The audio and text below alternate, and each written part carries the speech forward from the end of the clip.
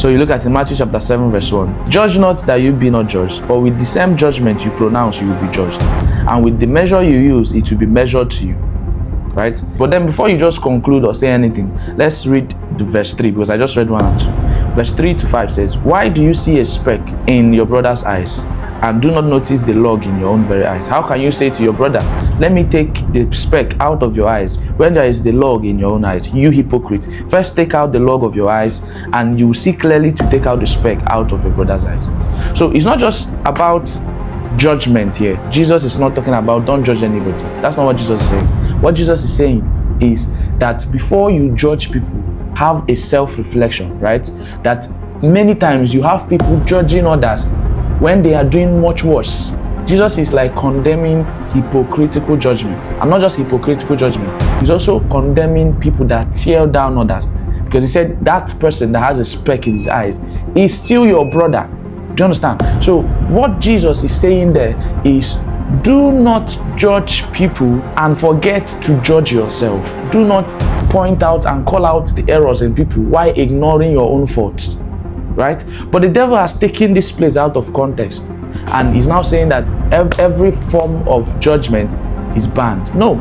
As a matter of fact, it is in the jurisdiction of the church to judge the world, right? To convict the world of their sins through the power of the Holy Ghost. So if the devil succeeds in silencing the church or silencing the believers, and they now focus only on themselves, what happens is that the devil now finds a way to sneak in his own values and lifestyle and normalize them. And when this happens, the younger generation, or those who don't know better, will begin to emulate that. And that is how you see many things that that happen in our days today, because nobody is calling them out. It is now becoming a cultural norm. You see people that dress indecently.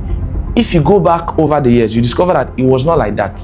Many girls that go online these days to do all sort of nasty things, nobody is adequately calling them out, and that is a problem. Even in the book of John chapter 7 verse 24, Jesus was saying that you should not just judge by mere appearance, but you should judge rightly. So which means God was also saying that it is right to judge. But what we are looking at is, when you judge others, do you judge yourself? When you tell people to not do this, do you go back and do worse? So it's about hypocrisy. And then some people also misinterpret this place to mean that you should be perfect before you judge others. But you will now discover that eventually you are never going to be perfect.